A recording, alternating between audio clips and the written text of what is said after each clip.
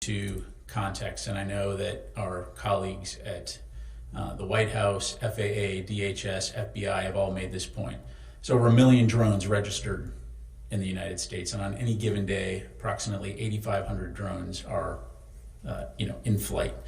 And so the vast majority of these drones are going to probably be recreational or hobbyist. They're going to be commercial drones, used in things like architecture, engineering, farming, or they could be used for law enforcement. Is it possible that some of those drones could be up to malign activity? It's entirely possible, but the vast majority, that is not the case. And in the case of drones flying near or over U.S. military installations, that in and of itself, just given the volume of drone flights we see on a given day, is not something that's new. We take all of those seriously. We will typically, when we detect them, attempt to classify them and take appropriate measures. Is it possible that some of those are surveilling? Absolutely. But can you make that assumption in every case? Not necessarily. So in each case, commanders have the authority, installation commanders and authorities have the authority to respond appropriately, and will continue to do that. One other topic, Ukraine. Did the U.S. have any role at all, either providing intelligence or otherwise, in what looks like a targeted killing of the Russian general? Yeah, I can tell you we were not aware of this operation in advance. We do not support or enable those kinds of activities. Seen the reports. Don't really have any information to provide other than what I've seen in the press, and so I'd have to refer you to the Ukrainians on that. Pat, last year, U.S. Transcom and U.S. Air Mobility Command signed an agreement with a group called the National Aerospace Research and Technology Park. This is in Atlantic County, New Jersey, and the agreement was to create a test and evaluation corridor for UAS, unmanned aerial systems and advanced air mobility. Is it possible that these drones that are being seen in New Jersey are part of that corridor that was created a year ago to test these kind of drones and unmanned systems? Yeah, and I know you're not going to be surprised by this, but I've had some of your other colleagues reference that press release. I did check with the Joint Staff to see if that was possible, and again received confirmation: no military operations, no military drone or experiment operations in this corridor. Thanks, Pat. Going back to Russia, the general who was assassinated in Moscow, how significant is that? Do you think that's going to change Russia's calculus at all in the war with Ukraine? And what comments do you have on the accusations that he was responsible for the use of chemical weapons in Ukraine? I'd refer you to Russia to talk about the potential impact. Again, I won't speak for Ukraine. Clearly, this is a senior commander within the Russian military overseeing significant capabilities. But again, like I highlighted, we're aware of those reports, looking into them, but that's about all I'm going to have. So, Warren. On drones for a second, what was the thinking behind sending additional detect and track systems to Picatinny Arsenal and Naval Weapons Station Earl? And are there other facilities that might get more of these systems in the future? Yeah, so a couple things. So first of all, again, a lot of focus on this right now for all the obvious reasons, some of which includes those sitting in this room here.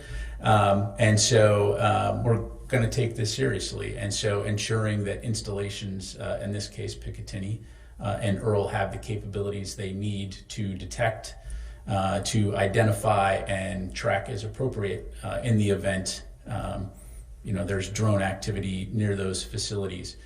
To your other question, this is exactly what the counter unmanned systems strategy that DoD put out recently talks about, is looking at what are those priority installations, what are the trends when it comes to unmanned systems or unmanned aerial systems as well, and what does the DoD need to be doing in order to address that issue, particularly when it poses a potential threat to our personnel or installations.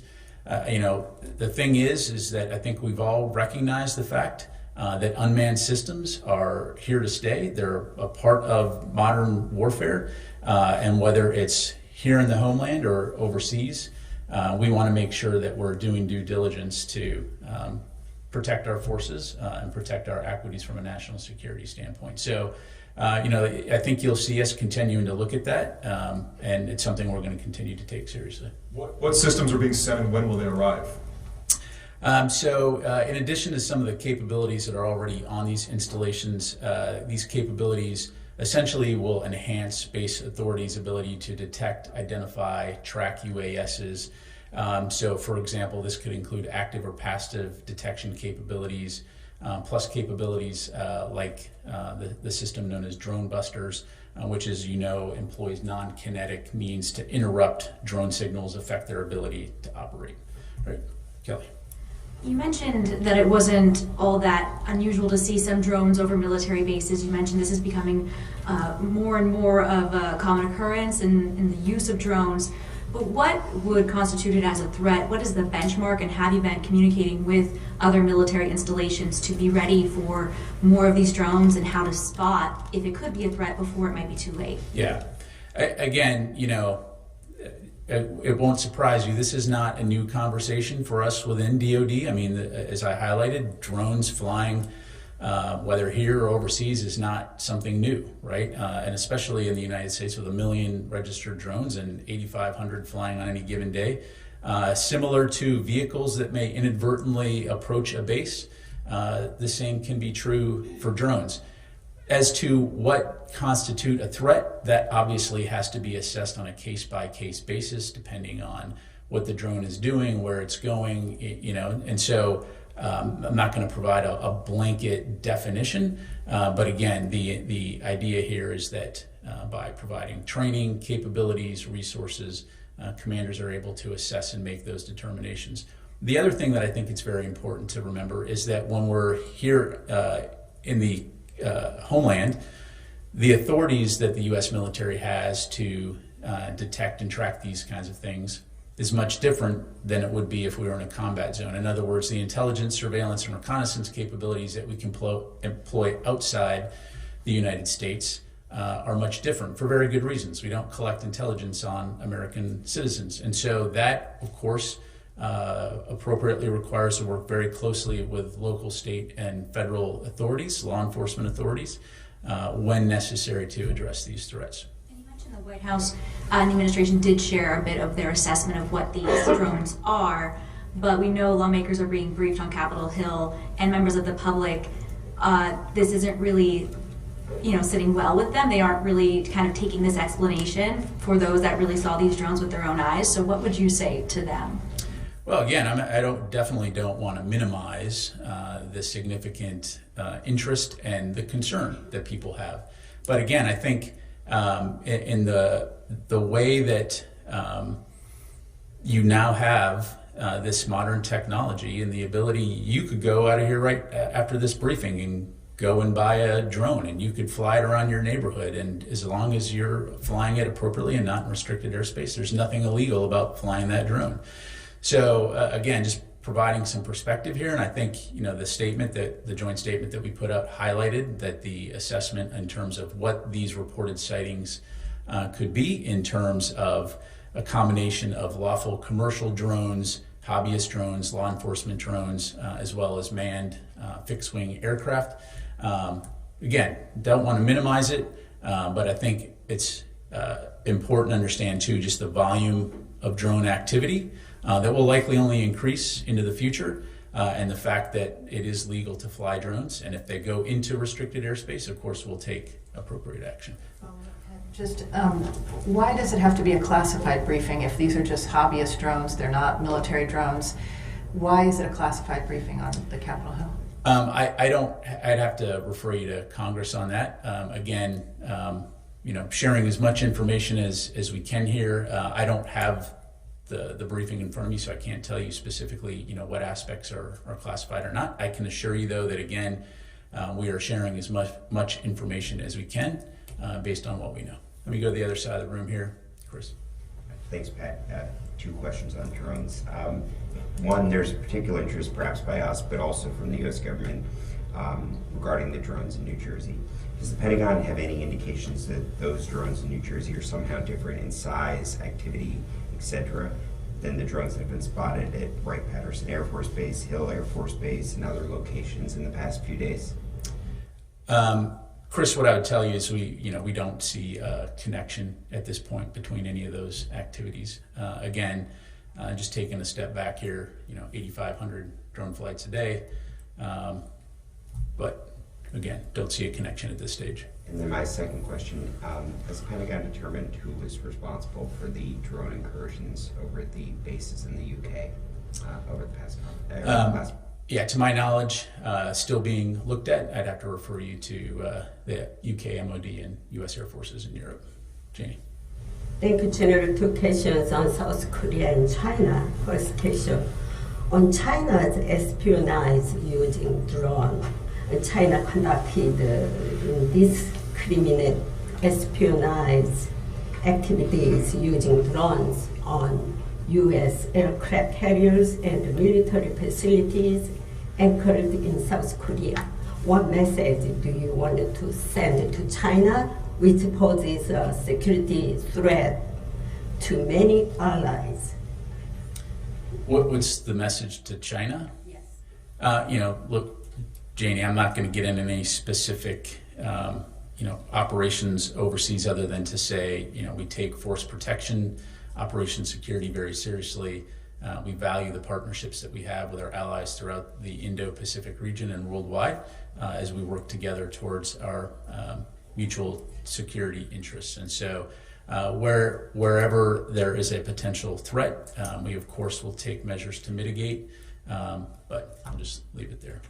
On South Korea, the security vacuum is in chaos due to the president suspended his work, and the military leadership also as well as suspended. Is there any disruption in the U.S.-South Korea alliance, and who is the Secretary Austin, the current dialogue partner? Yeah, so right up front, I would say, and you've heard Secretary Austin say this, the alliance between the United States and the ROK is ironclad. We continue to remain committed to peace and security of the Korean Peninsula, and our combined defense posture remains strong. I know that General LaCamera spoke with the acting Republic of Korea president on Sunday. He emphasized the strength of the alliance and reaffirmed commitment to pre-planned training and exercises. He also spoke with the acting Minister of Defense on Thursday on the same topic. So don't have anything to read out right now in terms of potential phone calls with Secretary Austin and the acting Defense Minister in the future, but certainly we'll keep you updated. Let me go to Eunice. Thank you very much, General. The Turkish Defense Minister says Ankara had proposed to Washington that they can assign 3 commander brigades to help fight Daesh and also control prisons where ISIS militants and their families are held. Those are your biggest concerns right now, especially after the fall of the Assad regime. So this is your NATO ally saying that surely if there was such a partnership between the US and Turkey, these are the 2 largest militaries within the alliance. Why not just team up? Is it just lack of trust? You just don't believe them, or you like to specifically work with the SDF? Yeah, thanks for the question. As you highlight, Turkey is a very valued NATO ally, and we continue to keep lines of communication open as it relates to the situation in Syria, as it relates to regional security interests like ISIS. I don't have anything to announce in terms of any changes in U.S. force posture or how we're approaching the defeat ISIS mission, but I'm confident that we'll continue to keep having those conversations with Turkey and other regional partners on this issue. Just one follow-up, please. The Turkish foreign minister just on the same day said that the YPG, as called the SDF, will either dissolve itself or be destroyed in Syria. Is the United States going to militarily step in? I've asked this question before because Turkey stresses it very clearly that they're going to be destroyed. Or you can work with us and we can sort out the Daesh problem in Syria. How do you approach this statement and this behavior? Yeah, I don't have a comment to provide on the foreign minister's comment. What I would say is what I've relayed before, which is that the SDF remains an important partner I think it's important to remember what Daesh or ISIS is capable of, as we've seen in the past, and we all have a vested interest in ensuring that they cannot resurge.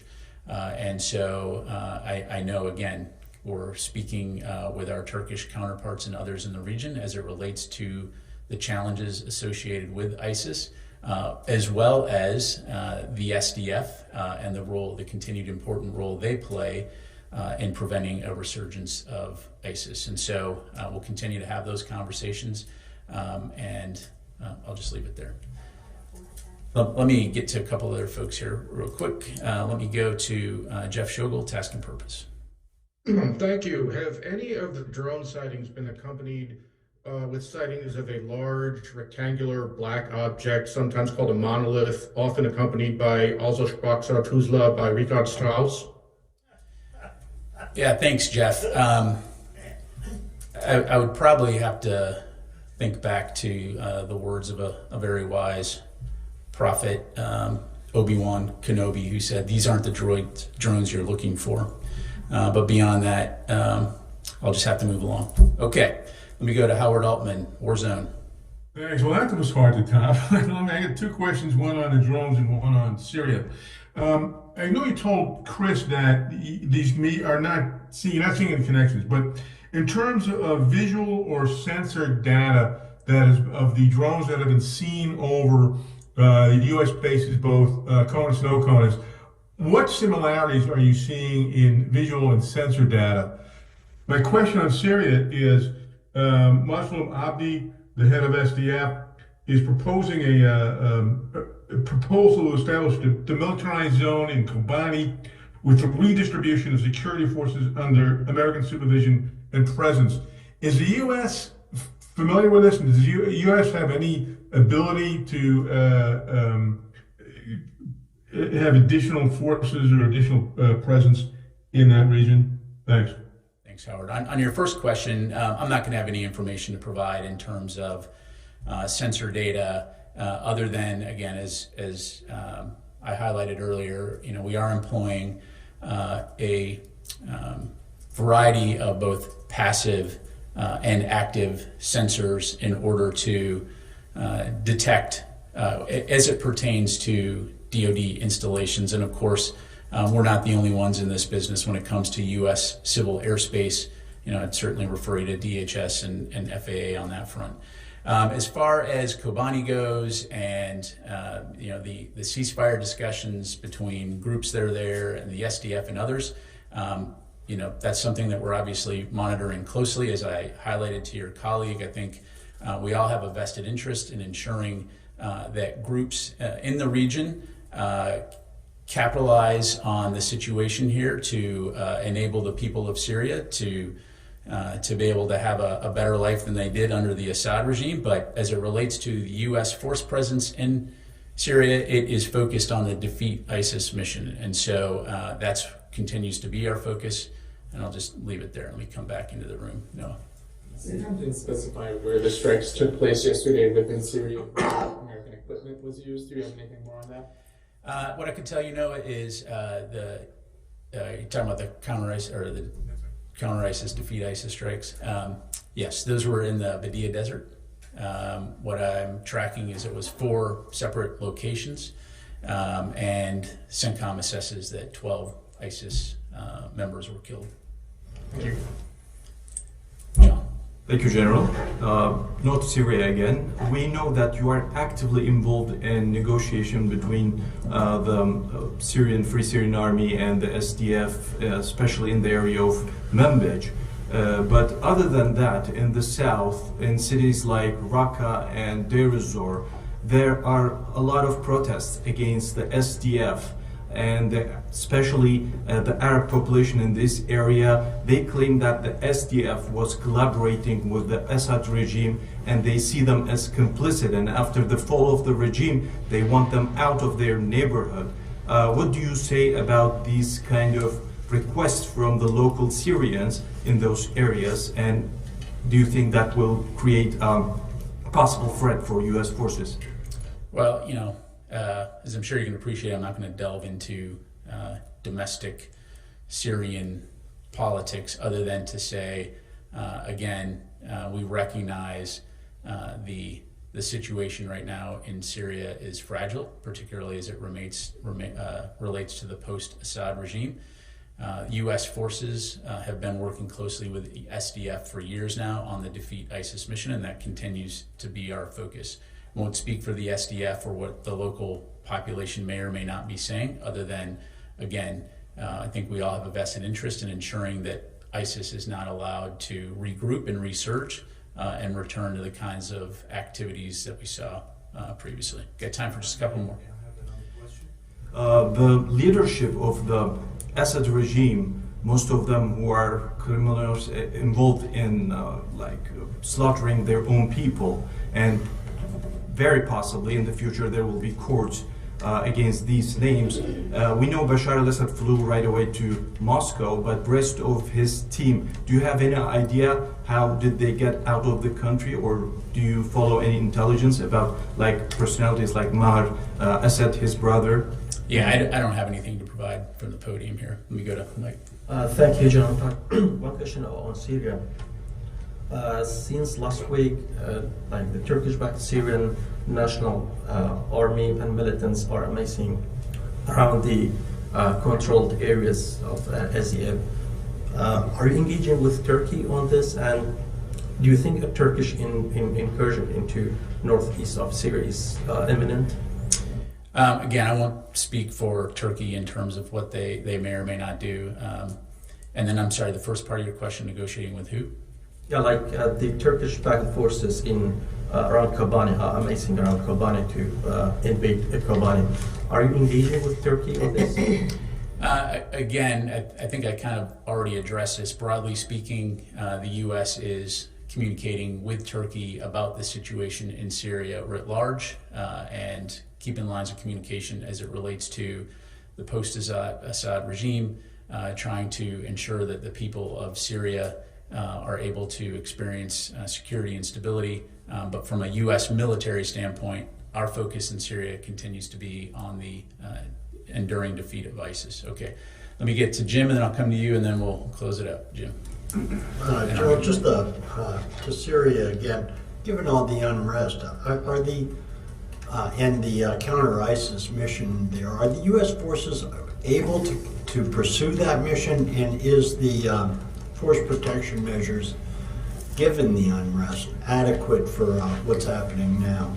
Yes, I mean, as evidenced by the counter-ISIS strike we took a couple days ago. So yes, they are able to conduct their mission, and of course, as it has always been, force protection remains a top priority for our forces in Syria.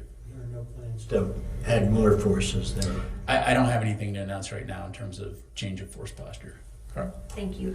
You've made it very clear that we are in Syria, the U.S. is in Syria to counter ISIS. You've said that several times.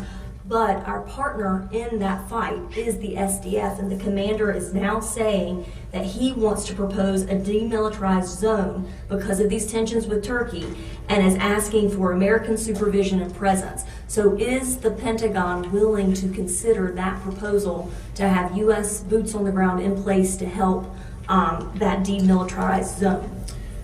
Carla, as I'm sure you can appreciate, I'm not going to make policy from the podium here. Obviously we continue to communicate very closely with the SDF as our defeat ISIS partner, but I'm not going to have any updates in terms of change of mission right now. Last question, Mike. I know you're hoping for a drone question, so let me oblige you. Okay. You say that there are these sightings. Why do most of the sightings seem to be around New Jersey? I mean, it's the Garden State and all, but what is so special about New Jersey that it's getting most of the attention from this? I've never seen drones here. I've never seen them flying around Virginia. And second question, drone-related question. I know we are building on you're developing the military's ability to detect drones. Are you also working on their ability to defeat drones in the air? Yeah, absolutely. To answer your last question, and I would encourage you to go take a look at the counter unmanned strategy that we put out, just last week, that talks about the approach that we're going to take. And that includes the ability to defeat drones both kinetically and non-kinetically. And so, again, looking at places like Ukraine, we've seen the impact that drones can have on the battlefield, and so it's something that the department's taking very seriously. As for your question in terms of the preponderance of sightings, reported sightings in the New Jersey Northeast corridor, I can't answer that question, Mike.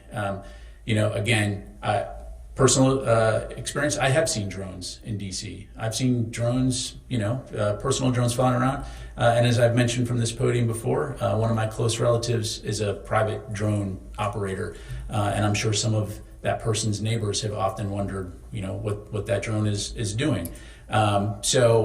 Without taking a holistic snapshot of every single privately operated drone across the United States, some of which can be that big, some of which can be that big, it's hard to know specifically, why at this point in time. And again, as was highlighted in the joint statement, the current assessment explains what we think most of those are, to include piloted manned aircraft.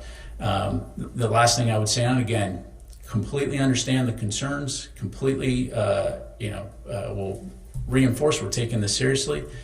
It's sometimes when you focus on something, suddenly you notice more. And so, there's always the potential that because of the heightened awareness, now we're just more aware of this particular issue. But again, we'll continue to take this very seriously. We'll continue to take appropriate action if and when it's deemed that any of these drones near U.S. military installations pose a threat. But in the meantime, again, I think it's been very clear that we've not identified that any of these reported drone sightings were assessed as anomalous, or that it presented a national security or public safety risk over civilian airspace in New Jersey or other states in the Northeast. All right. This is part of this testing corridor between Dover Air Force Base and Joint Base McGuire. Yes. Thank you. All right. Can I ask you a follow-up? I apologize. Based off his question. And you just came to the briefing room, so. Negative. I came in. You flew in on your drone? Yeah. But thank you. That's okay. Normally my pattern, but you talked about the military bases. Has there been a surge in counter detection equipment that has been sent to military bases? I'm aware that DHS has sent other equipment to the New Jersey area. Is any of that include DoD equipment, or is that strictly all DHS? As I highlighted earlier for Picatinny, we did send some additional active and passive detection capabilities, as well as some counter-drone capabilities. Those are the only ones, and Earl, those are the only ones I'm tracking right now. But again, if we need to look at other installations, we certainly can, but I don't have anything else to. When you say active and passive, I mean, that is just strictly detection, or is that actually to bring drones down? So active and passive detection, different methods to be able to detect drones using different capabilities, right? So passive measures would essentially be, it just has the ability to receive signals without emitting signals. Whereas active would be like radar. I bounce the signal off and it bounces back, right? And then separate from that would be Counter-UAS capabilities, things like let me make sure I get the name right here, like drone busters, which essentially emits a signal which is able to interrupt the signal on the drone, which can affect its flight. So that's a methodology that we have that is able to essentially bring drones down non-kinetically should we need to do that. Is any of the DHS equipment similar to this, or is that? I'd refer you to them, but short answer is yes. Okay. All right. Thanks very much, everybody. Appreciate it.